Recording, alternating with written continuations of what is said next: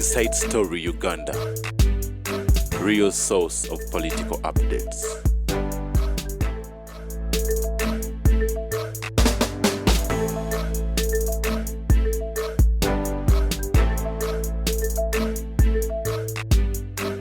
Catholic ground MK movement bagenda okutongoza MK chapter mu Buganda awo ku Kasambya Catholic ground ab'Emubende ab'Emityana ebitundu ebiranyawo byonna lunaku lw'enkya Buganda kwetongoza MK chapter Buganda chapter era ng'omukulu Frank Shumba ono omwogezi wa Buganda alabika n'ebyo tannabira nabo omwogezi wa Buganda atenze beera nabo oba wagira oti muhozi yategeera regional spokesperson nze bimbibeeramu kati basimize abo abazunga bwe bati nga pendulum enkya ne babawa sente enkya ne bakumoka. Can I sit with these people? Muhozi trusts me and I work alone. Then omulimu kabagamba bagumpe kwa kati nze ndi mukolo omulimu gwo nze ntegeeza bana ebyo mbimanyi nti you so titali informed no nze njogera ne muhozi abo sobola babeeramu ani muhozi noziti abo sobola babeeramu kuna apira watasobola n'abantu bajinga abazunga. Politics is about numbers, not adding numbers because you are not adding numbers. How? Nkubi enkofira zino Kashumba yakakuba meka kabanda yakakuba meka akabane yakokungulu tumbuli okasiya tumbuli obujoze bwabo ababbi ba sente abazunga ne badde me am not a pendulum let me tell you there is no money at the weekend a group of Kenyans were hosted here to make him who was a comedian bachimanyi Kashumba achimanyi katika oyo kagundi achimanyi kabanda ne baleeta wano Kamala emani kodi Kamala chencha emani kodi mbia Catholic gulano mu kutongoza Buganda chapter tobe oyinza okunda bayo nze nkola nabo bebagudale bazeno babbalamu tibbalane mu ngono gwawadde omuli mutagusobola omuli mugunziriza bagumpe because you are supposed to speak. Let me tell you, somebody said we want to give him money to relocate to his village. Go and later. Let him come into the 31. Does he follow your program? I'm an independent man. I know what I do. I think telling him to come in 2031 is to advise him like a good advisor. Let him further complete 5 years. Ubunya kubantu ne bubanyalako. Akati nje nkubulya ne gamba. Don't divert me. Kali gotobe tasambire ka femesi fetu. Abo beula babo. Banancha. Banankumbi. Abo banancha Catholic ground. Tosobola kwanda ulobulizi. Tosobola kwanda bayo. Tosobola kwanda bayo. Muhoza afara. Banankumbi. Tomorrow. Let me tell you now. Catholic ground. Nankumbi does not know. The police cannot tell a suicide mission and an accident. Let him namp him. A suicide mission would mean that somebody has deliberately decided to kill himself. Do you know? Ntiamini yagoba bakazi be bonna. Naganti bamuyina ko Luganda. One of his wives yagende wa dokita Mbalo Mukasa. Natandi kumwebakako. Abasajja tebatya. This woman conceived in an attempt to abort. The woman died. What did this man do? Dr. Mbalo Mukasa. Mbalo. He told the escorts of the woman, Muwadde Dagala yebakemu. Mbalo Mukasa went home. Now abana bobo twane family enough. You read, ask the story of Dr. Mbalo Mukasa, who was a doctor for Amini's family. And he ended up. So he knew that he would be tortured if he. Yes. And when Amin went there and saw the body, he said, he Malaya. Why did he kill himself? He Malaya. Yanenya musajja. Wali sechi. Negwango obwenzi. Muizo kulinya olusozi lwa Amini. Dr. Mbalo Mukasa. Those who are looking for history, look for Dr. Mbalo Mukasa, who killed his entire family because he was the doctor of Amini's wife, and they ended up in a bed. The relationship ended up in a sex relationship. In an attempt to the woman to abort, the woman died. Mbalu Mukaza went back home at lunch, mixed the food with poison, and killed the entire family. So we have motivated suicide. Investigate. Let this in Nampima. It's called Nampima.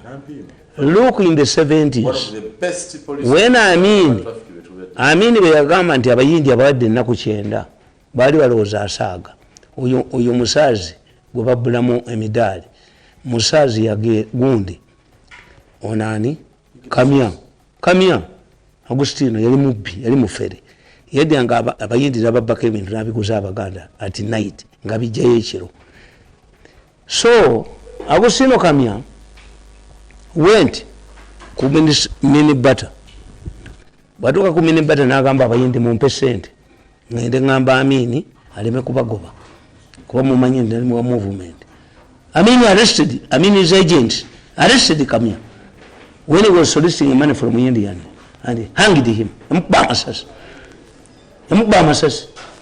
Agustino Kamya yamutta kubba sente bano bamu omudali kulumino naye Amini bwe yali agenda okuba abayindi ng'ennaku ziweddeyo yaleeta metta ne madivani nga batadde ku mpingo mwanda we mu pajamu mu conference center. Abayindi bwe bategeera nti olaba bakama baabwe ekyo tukiyita Machiavellian theory. When you want to intimidate a tribe or a nationality or oleeta ono oba teyakuba olubiri misanattu teyamukubanga agenze kuyiga ate balina kwekwasa muleete waliwo bajja okugira kabangali abala badduke. This Machiavellian you still fair once. Kakati Amini bwaleeta madivani ne metta n'abaleeta mu conference center. What happened? Abayindi batandika okuvuga emmotoka ne beesulamu when falls down. Suicide. Abayindi bakwata family zaabwe ne beesulamu ekiyira. Nampima takimanyi. You can have a suicidal accident. You can have a natural accident, but they are not investigated. How can a couple in driving in a car knock a train?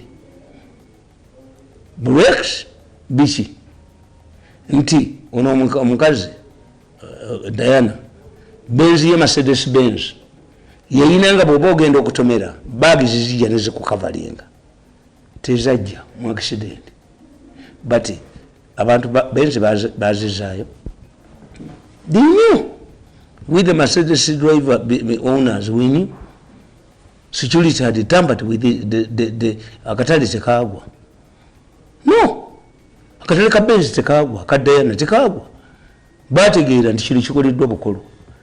Mercedes Benz eyo Diana mwe yali nga bwoba ogenda okutomera mita 4 baagi zizijja nezikavalinga tezajja, which means security had tampered with her car. Era akatale tekagwa. Nabagamba in America you read these days even stupid people can download. Toyota yakola emmotoka emitwalo egi mu America nezikola accident bagenda okukizuula nga seringi ekaluba. They will withdraw from the market and they told the owner Toyota went to the American Congress to mention one word. I apologize. He paid $3 million. Okumikiza oluzungu. I apologize. Down the road, Mwabasiru. You down the road. Made it simple. Yes, technology has made people for stupid people. Chivola mugenda ne gundi ne adding machines zinachi. Kubanga is making it simple for you. Down the road. One word. I apologize. Yes, he went to Congress. Toyota. Yagenda mu Congress ya America naga nti I apologize. Ekigambo eki yekisula $1 to train him to mention. Omujapani ngayogera atyo oluzungu. Niye mmotoka z'emitwalo 4 40,000 Toyota pieces were withdrawn from the market. Abachina bakola empiso naye empiso yaabwe syringes these ones ne baga zirimu obuzibu were withdrawn millions. Nimwe mubeera bwa muganze ndi mutamiivu niwe mutamivu nga yakola research tetugamba Bugambi ogenda n'olowooza n'oga nti mwenye kunajja n'akugamba nti naye maze n'omwami wange emyezi 6 tetubuuzaganya naye olubuto lwange ng'oli lubuto ekiseera ky'akaboozi ekyo mukijjawa soma wana akatabo kafa akasoka Mirundi kale njagala kubajjukiza temufaayo wa bya Mirundi byala binange enkyali alagenda kwerabirako njala genda Kasambia ku Catholic grounds nerabire kubanga oli gundi gashumba yampandira ekibadde kapchorwa njagala genda kula kumanyi gambo ngerageranye muhozi wamanyi take no kojjange ndabe ddala kyebesiga kyecho kyebesiga mama not a group player. I normally leave myself. Then the man should have appointed a personal assistant. Maybe you become a spokesperson of Muhoza alone, not of the movement. Otherwise, if you are then you don't. Have we invested in Gabadia Saint? You are not in the people who have been eating money elsewhere are now jumping on this. That's why me I don't. You think Muhoza does not know that? Doesn't he know that? And Muhoza Gambi. The cannot be the solution now. You not see me there. Yamwe player. Facilitate me. Bakuwa mulimu omusajja katakulaba. I don't see Mirundi. I want to advise him. Does not know his job. Give the job to somebody else. This man cannot speak for you. He cannot campaign. Nemu 7 namukoleranga nga mu. Togenda kuralo campaign. There is no in Kasambia Catholic ground togenda yo. Nze sikyaddamu kubeera wansi wa muntu. Sokolera mu group mbamanyi. Kati abo sente baziridde dda. Gogende wotulewo. Ogende ku radio yabo ku TV yabo yabakalishe yanga sente baziridde dda. I want my personal first. But you accepted the job and he does it. I talk to him. Seke ya nkuganda I talk to him. Seke ya muhozi. Sibera mobile they will never see me in rally ngandi nabo. Mukama wo mu Buganda abatambula pendulums political pendulums nganange embeera nabo. Mukama wo mu Buganda ye Gashumba as a spokesperson. Bosale muhozi yakole ekintu bala mu yakutwala ng'oli bala mutuna naye eyali sente n'agamba ndi nkugobye ku radio yange wetondere gundi lwabwoko ntuna naye kimukbeyondo mutwe. But do you know me? Do you know the man called Mirundi? Mutani wa Iwana Mirundi.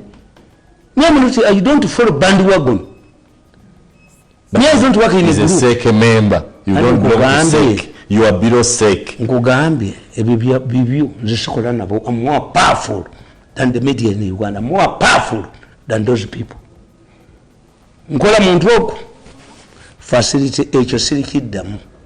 Ogenda n'enjogera ne balya n'enjogera abala nemba kola neyo tinjogera ne bala yamba ku radio ye sebo wabitondera bwoko ndi ntula ne bala mukube nyondo mutwe kalisa mukube nyondo mutwe amwe pig have no reverse gear but do you know the man called Mirundi?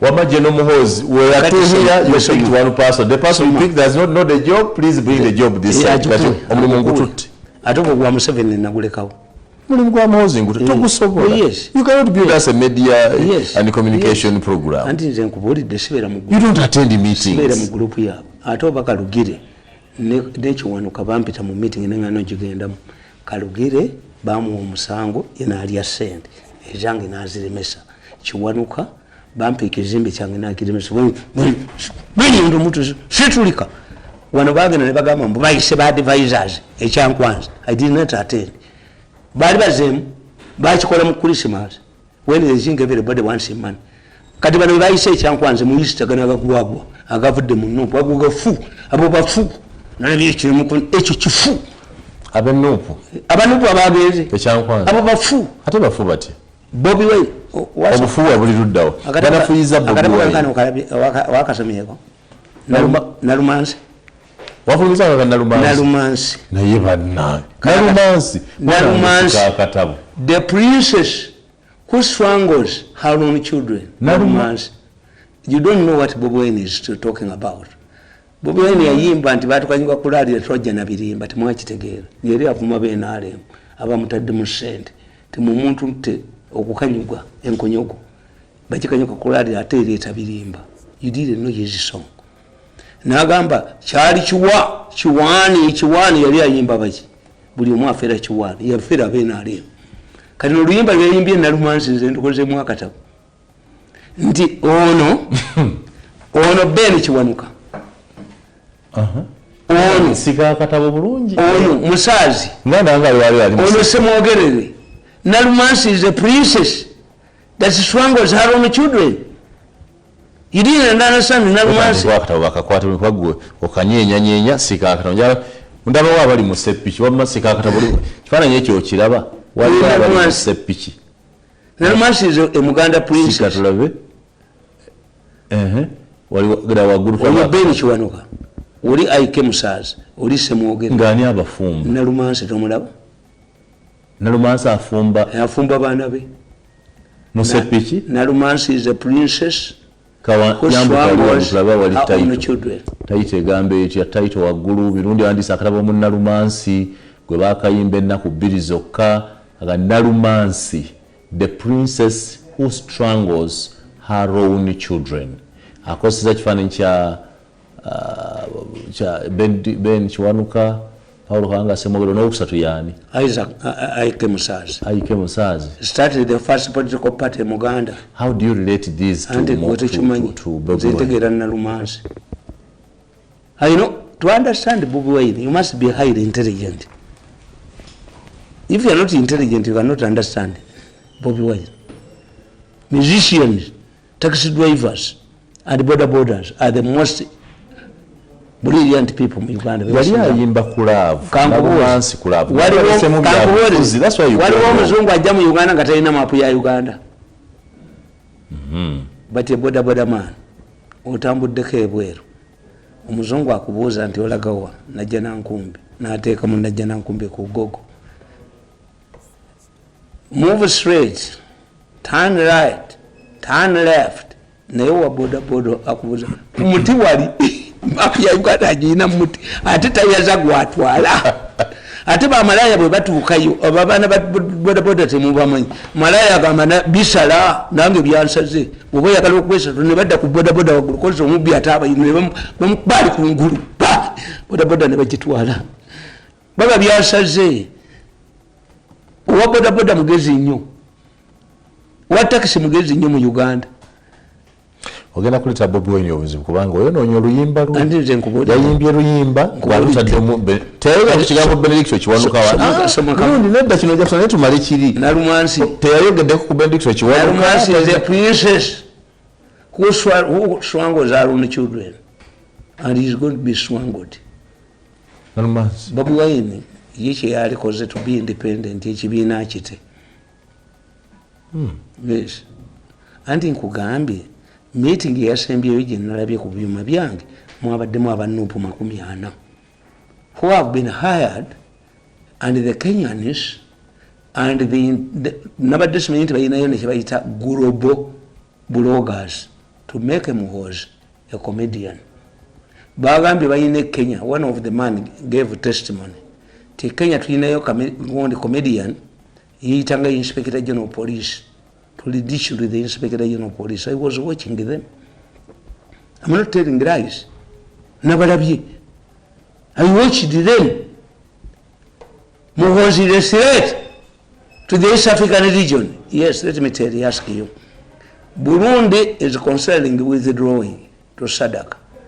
Even Southern Sudan is considering. Has Muhoozi tweeted any hostile information about these countries that are withdrawing? The problem is Ruto invested heavily in Uganda as a faction here, and Uhuru Kenyatta invested heavily here. We battlefield. That's your poverty. Kenya egoba amataga mwene Rwanda negagoba. Kenya negoba kasoli. Both Uhuru and Ruto have investments. Yes, heavy investments in Uganda. In Uganda, and that's why we are a battlefield. Yefu Muhoozi is pampering the M23 as the Kenyan army attacked the campus of M23. He told you, listen to the field commander. Ngonteka mwabo. Me to share information with the commanders. Nabo ntula nabo. Oyizo gandi nange ntula nabo. Mune mukama we yalabye nga abo sana otule nabo. Because wanted to give me a patent a lifeline nti tolaba Museveni mugezi te Museveni yampa obwa advisor ne teri sente emotoka nze njiteekamu amafuta abasekali nze mbasasulira but to an outsider can you see this can anybody of opposition come to me oyinza okuwasa omukazi alina empeta yabba the first thing the woman does why empeta yabbawe mbimanyi I'm a strategist. These people want to prove that you are with them. Another group says Rich Mirundi is a nuclear bomb. He must go to his village and rot. Another group says keep him on peanut. Tukita rutia lichina nga mwava aliyeho tumuteke mwendo wewe za fengolu gosi. That's not Muhozi. Muhozi must be different from Mutatawe. You see, these people have no humanity. Ubuntu. Abawestana ubuntu babuyita unity. Ubuntu for Abaganda tukati ubuntu bulamu. Ubuntu. How can you say that you are changing Obua from the Minister of Sports, in charge of sports, and you bring Ogwang when there is a mega project? Is there a chief whip? Oyu mukazi nankabiro yakolanga oba chief whip nga ina sente zazijja at one time was given 5 billion to tackle kataga beya nako 5 billion ekitegeeza si yali akola 5 billion kyemba gamba nti ono omukazi amongi mumukubira bwerere talina chief whip talina an experienced head of government business. Otherwise when you read my book the overseers, the power of overseers in Africa, this wouldn't be a priority in parliament. But who determines the priorities of parliament? Anita, no, this one presides over. Ono speaker is completely is not. Does she have a veto? Eteka balikobye ligenze mu parliament mulikomezaawo ligenze mu court. Lwaki mulireta? You read my book. The power and influence of the Basias in Basias today. Basias tujja kudda. He against na considering ekintu. But he knows me. I'm on a play. No, he didn't know you are going to work alone. He didn't know. He will be informed that the man you voted. Anya defending Museveni more than me. Museveni yango banga mubi wanko. Bango bamuseta usingo mubi. Acho musajje kigambe ekyo nti yango banga mubi wanko. Mama wange gwe bakuba olwa Museveni yali afunye ekintu Museveni ekyo. Called you na kunyonyola nti Mirundi obukoba bukulidde. He explained it to you Mirundi. He was caught in the campaign nga kusasa batwala sente. If kusasira houses at risk, what about mine? I don't blame Museveni. Only way you was anti asobola okunjoka tali. But I think to them kusasa is of more value than you. Value up kusasa eri high. Muyimbi ayina proud zia abantu bangi. Ebyo bibyo. Goyogera nabo babulire. Ndora mbasangawo. Enti goyogera nabo bakukuwe. Mbasangawo. Yakita bakuwa obwa advisor. Goyinza okubola bamu value. Obwa advisor wesasulira emotoka, wesasulira kiwe. Ateza zirira. I talk to Muhozi and he knows me and the character and my political value. My political science value and know your value. I can advise Muhozi. Banga tugamba mwa Museveni. Wa Museveni simusobola. Naye advise mwa Muhozi mbusobola. Bamaze sente walala kakati badduka bazze. That's why formidable people like Kemite tufuna nzisinza kukola nabo nga bali decent walala. Have recordings. Bali mu voluntarism. Volunteering. There's no money. Me I know where I'm going.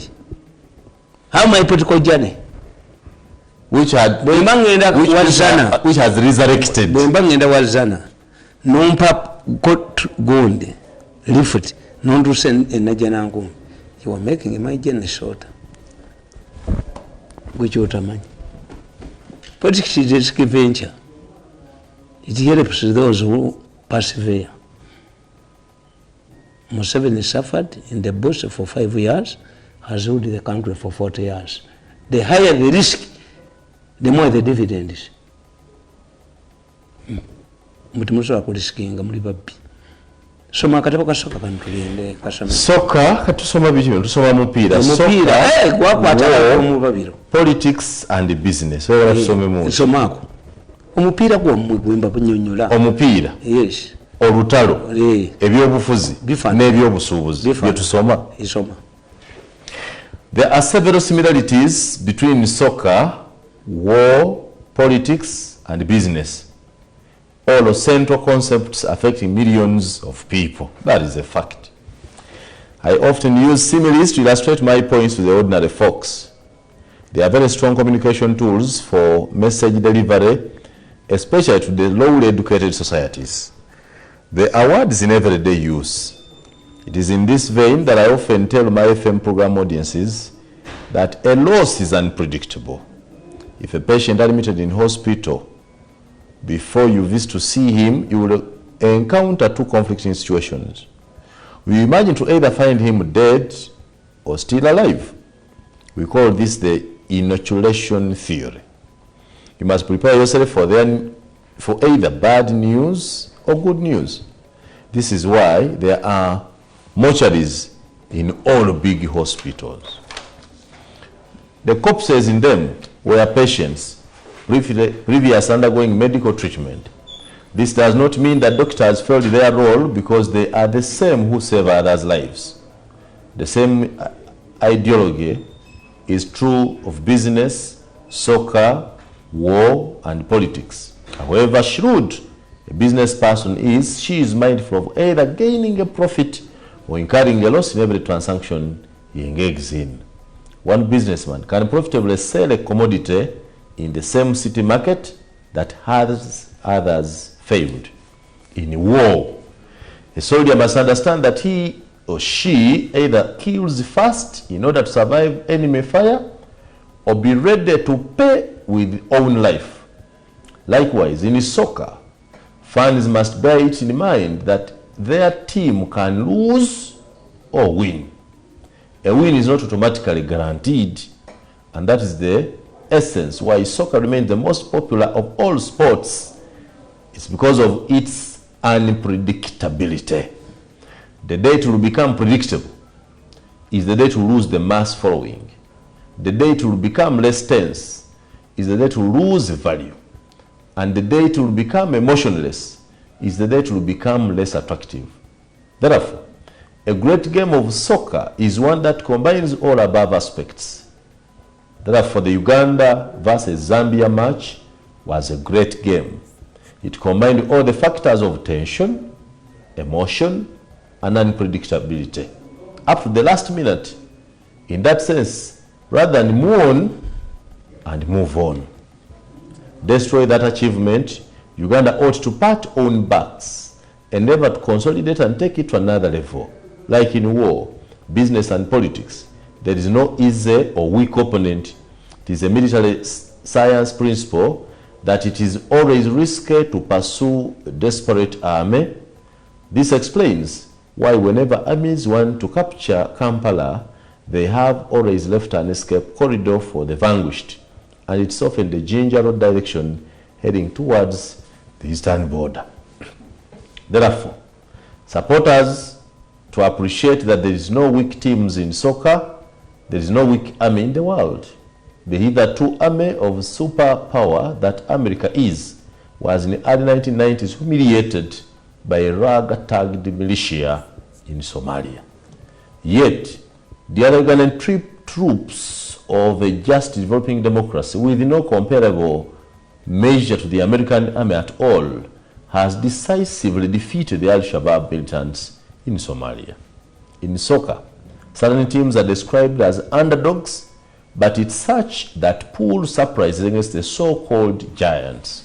In politics, we have seen celebrated politicians losing to political novices. Poor candidates have succeeded where rich fellows have tumbled. For example, Mr. Tim Luanga, a serving minister in government, was defeated by one Moses Kabusu, a freelance journalist, in 2011. In business, customers can reject food from a posh restaurant and flock one in downtown. How many Ugandan city tycoons who struggle to secure space at Nalongo's place in Katwe? Oh, you also know that place. I know that place also. I eat food there. They leave the comfortable sofas to struggle for a seat on a timber bench in Nalongo Katwe. Another important factor that affects positively or negatively in politics, war, soccer, and business, is decision making. We all always make decisions, but decision making is a very important process in the owner's life. Decisions must be purposeful, however, they attract reactions from those concerned. Decisions should not be rushed into, and it's what makes consultation an important part so that it becomes teamwork. A decision must put in perspective the past, present, and future so as to help know what similar situations have resulted into. In war, a general must decide when to attack, how to use air power artillery, and when the foot soldiers should advance. He must understand the enemy power and reaction abilities while advancing. A general must ensure that his supply lines are safe and must be mindful of landmines and sudden ambushes. Similarly, a politician must know the mood of the electorate and what they expect from a candidate. A complete candidate must understand the issues that will determine the elections. This is why they decide to dump all the political alliances and jump on new ones in order to reinvent themselves. On the side of a business person, she must decide whether to bring new commodities for Christmas or not, whether the economic situation allows customers to buy new clothes or available money will be spent on edibles. This is a problem in Uganda. Many business interests attribute low sales even on big days to poverty. This is not true. They have failed to study the dynamics of an emerging middle class. Tetoko Makau, you write very good things. Yes. This book was well written. Actually, this is the book. Buliobola is comedy, but this is the book. Tewali kitabu kyake kyesewandisi kakati sokolebe why mukoza lwaki muhozi kanene naye munene ne muhozi munene kati soma kano katunze dda era bwogenda mu bookshop Uganda bookshop tulabe obutabu bwange bwonna babugulirawo nze Katonda nyambye nnyo whatever I predict kibeerayo. I'm predicting Muhozi the next president.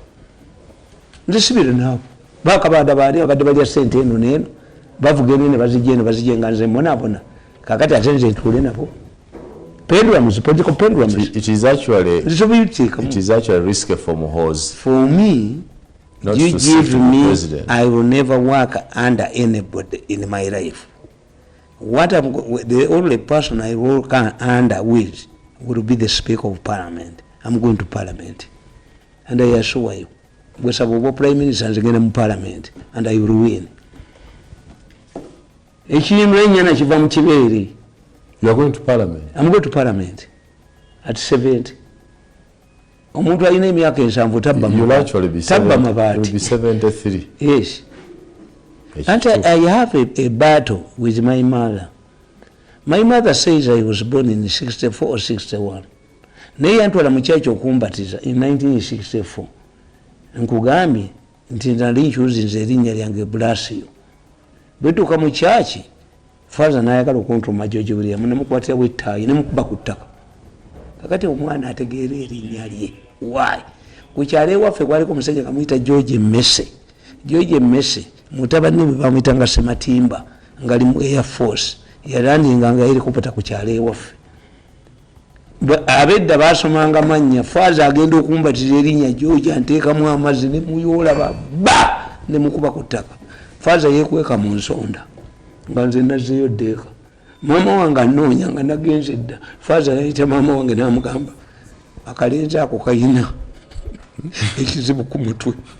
Ne bwe nali nsoma P3 omusomesa era nali Maddu Primary School yagamba kitange yakola comment ku report yange ya P3 nti yayita kitange yali mwami wa Gomba nagenda egomba nakwezo nensanga y'omwana bwe twasomanga bala akaddi amanyo kamuweddemu kulya bubi mbeera ya mukyalo abantu abo bagenda nasoma ne Mirundi bagamba okaddi ennyo mbeera nasoma nabo abamu baali bamivule naye omusajja yakola report ku report yange ya P3 nti omwana waayina ekintu kyotamulabamu. Is a special kid. I see things that people don't see. Me I look for. I see things that people take a time to see. Even kugamba ekigambo n'okiwakanya siddamu. Somaka tugende. Why Muhoozi holidays? So gogenda mu parliament. I'm going to parliament at 7. Prime Minister nangirira wiki eno. Kale. N'abansazeewo. Kale. Why General Muhoozi holds the keys to solve the impasse? Under the prevailing political situation, General Muhoozi Kainerugaba holds the key to solve the current impasse. You need to talk to him, not any other person, because he may decide to maintain his position and stand for president in 2026. In such an event, can Museveni stand with his son? What happens between the two? Because political campaigns involve verbal exchanges. More so, if Museveni stands against his son after 40 years in power, he will be portrayed as a dictator who does not want to leave power. What happens when Muhoozi defeats his father in an election? Will he take his son to court on allegations of election rigging, as has been the practice after presidential elections in Uganda? The argument that Muhoozi should wait for 2030 is also no longer relevant. It is a missed opportunity that should have been advanced by members of the first family. Furthermore, General Muhoozi criticizes the structures of the NRM party, which means that he may form a new party in his bid for presidency. In 1959, Dr. Milton Obote formed the Uganda People's Congress from Uganda National Congress of Ignatius Musazi and went on to become the first prime minister of the independent Uganda. Kwame Nkrumah in Ghana used the Progressive Party, break away from conservatives, to win elections and become the first prime minister. Others can ask, what if Odrek Rabogo also decides to contest for the presidency? I can authoritatively say that Odrek's candidature cannot affect Muhoozi's fortunes. Rabogo is unpopular and he has stepped on many toes both in and outside government. His motivating factor is to protect his massive wealth, most of which is ill-gotten. I want to disassociate from this kind of assertion. It is yours. The assessment is yours. Take it. Okay. The likes of Rabogo base their politics on slave and master relationship where they must be bosses and all others must remain their hunting dogs. I call it Chidoli or stroke mobile toilet politics. Bevamalo chini ya muva chikomyao. Bakujana bakutwala wana, bakujana bakutwala wana, bakujana bakomyao. He should go to new vision. We have quarreled in the state house. We are here to deal with it.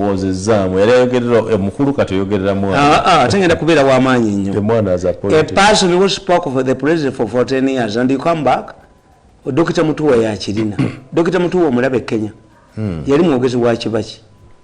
Chibachi, the Bakola government, coalition, Nirairo Dinga. What happened? Yakomauna Bogera is now foreign minister. Governor Machankos. Governor. Giavudde Dr. Mutua omanyi mwe kibakola obubi munsite mulina bantu bemwegomba. I want to be like a Dr. Mutua. At one that time you spoke from 7, you want to speak from Muhoozi. Yes, at one time government is Sudan government is Sudan yampereza what about police Chine was the vice president in the Bush's government when an immature Bush, the Bush Junior came, Gundi Yamua. Bush Senior Yamua Gundi Chine, Vice President Yamugaiding. If Muhoozi takes power today, all of those things you are talking about, Museveni can guide him. Because the way I look at things, Muhoozi is under the total control of his father. Muhoozi, talinyanga mu parliament kuchikirira maje. Muhoozi, tazeeko mu government the minister.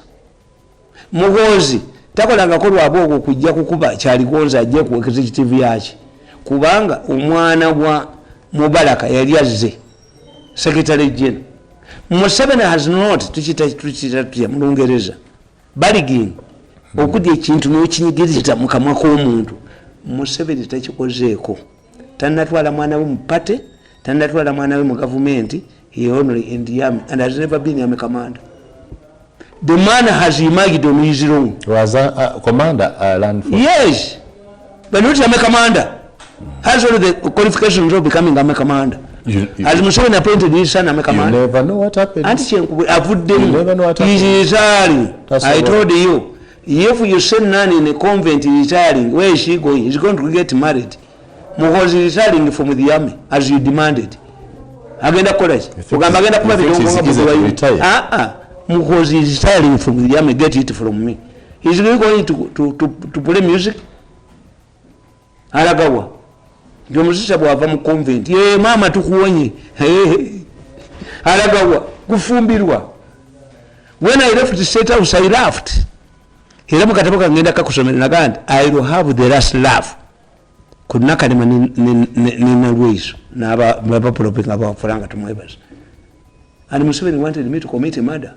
The people who orchestrated my downfall, yali tumwebas never ne. How can he appoint me? Somebody under tumwebas ninja mukubenyoro mutte. A man who has suffocated my programs. Nti bala mungobi ku programu ye ya radio. Gwe ongobi ku programu yo nti nkuletedde omusango gwa 10 billion kalisa. You come back. If I created a problem for you for 10 billion, am I coming back to create 20 billion? Ne abantu abayina amagezi mutwe. Do they have logic? Do they have logic? When they look at me, they look at a fool. I'm not a fool. If you're looking for fools, you don't look at them from my home. I want to tell you one thing as a writer. Ojikirize. But what yagala mukira gwa nchima kuko nako totaba mazina. Now you have subject yourself to the Muhoozi Army. You are under Bahare, the national vice chairperson. Nabaguliranga bagamba to win in Uganda you need Balamu, you need Mugundi, Mwenda and Mirundi. A combination of the three. But this man called Balamu is a money maker. Chovora wamulabye nagenda afukamira kabaka wakafukamira Mirundi emekanonya bivulubi. I cannot deal. Politics is not for money. Balamu even no kabaka was going to resort to beach. Yategedde Tamuguddeko bugwi. Communication. Omulenzi w'emmengo yamutumyeyo. Kuba is fighting for his survival. The city bali basinga. Nakugamba jo nkugamba nti if the relatives of Chesimira don't clear his grave, I'm going to mobilize deep Chesimira. You talk about Chesimira. Tugende tujirime. Amagombe ga Chesimira gali mu Iganga ayembugazika gazira kunjega jja kutigategerekeka. In fact, Mirundi aliko bati alikwenda kusoloza mwana abawagira ku DP muzimbire Chesimira. Chesimira's grave will follow into tourism and antiquities. What antiquities? The minister what is it that Chesimira did that is so special? Chesimira yalemera mu was a politician. Bamusiba ku detention order. Ngalwanyisa government eyobot. Abasoka 10 bakulosinga Chesimira yagana. I don't know where the Chesimira's children are. Russia in Mpuitu. I don't know how you can select a person who Mudari and you don't give Chesimira. Museveni does not. Yes. No, him. No. Governments abajuliza ni abalese. Vatican. Why? Vatican yatekeera matadomu. Nti Nyerere omutuukirivu ne president abeerako omutuukirivu. What does omutuukirivu mean? They are near God. Amanya gano Kaloli Lwanga, Matia Mulumba. Do you know that Matia Mulumba was a Musoga? Matia Mulumba was a Musoga. Matia Mulumba was a Musoga, was a Kabaka's chief in Mitiana, had 3 wives. When he crossed Christianity, Matia Mulumba divorced the 2 Basoga women and remained with one. Saint Matia Mulumba is a Musoga. Why? The Baganda could not sacrifice their children to Lubiri because the Kabaka could kill at will. What the Baganda did, we used to call it socialization, Chiganda socialization. Omuganda omwami, like my grandfather, yakwatanga omwana atali wa waka. Captives. That's why Sapolo Kagwe is a Musoga. Sapolo Kagwe is a Musoga was captured by Baganda raiders from Musoga, nationalized. Nti Kabaka Abaganda baganti wankoko okuwangala ayina okubawo n'ebyana bye. kakati the Baganda, what the Baganda did, we created what we call envuma. Envuma in Buganda means omunyolo enani muganda gwe gwendanga ebusoga yobulaba omusoga akugamba nti atasiima muganda na mulogo why kwa mwibi na mulogo okwa muganda atasiima muganda na mulogo kwa mwibi na mulogo why because when these Baganda leaders went to Busoga babanga bamutumya abantu abokunyagayo omunyago had to take people kati omusoga mwani yamuwange enkoko n'amalojirya n'amutika omusoga ngata Abaganda okuga nti omusoga ayina emputtu kyava kuki one nti omusoga omusajja bw'omutikka omunyago notikka mukazi w'omutirawo basoga respected their wives agani kakati Abaganda ba leaders bambi bano batumanga ebusoga nakuga nti Wakoli was the governor of Buganda in Busoga. In fact, when we are talking to the Kenyans, omusajja abagambi ti mu Uganda muno tulina mu kabaka wa Buganda yabaga nti mumute abasoga ne batabisa bwani. I saw in your meetings. I saw you in that meeting where Kamala Mwangusa and a man came from Nyeri Bunabarabye. They have set up a group of Kenyans and a global bloggers to make Muhozi a comedian. Era nabarabinga bagamba omusajja yabagambi yavudde Kenya. Tuyine Kenya tuyine omusajja comedian azanyanga inspector general police. Didn't you say it? Mu meeting Kamala tewabadde wano. Let the immigration department is go to Entebbe International Airport and you see where Kenyans were not here. How can you create a team of international, every tweet, every statement, mujikube omusajja abagambi hit him under the belt ngantula nabo amaye fu Mirundi my survival is work alone olwaleero tumaliriza obudde yes njala kubuuza kibuuze kimu who is Nalumansi? Nalumansi is a princess that strangles her own husband. No, buza. Baganda, Bobi Wine yayogera ku Buganda. Be Nalumansi. Abaganda cannot accept a Muganda to be president. Why? It will create a diplomatic row over the two. Who is more powerful? Are you becoming more powerful than a king? That's Buganda's equation. And solve the equation. Nalumansi, you know.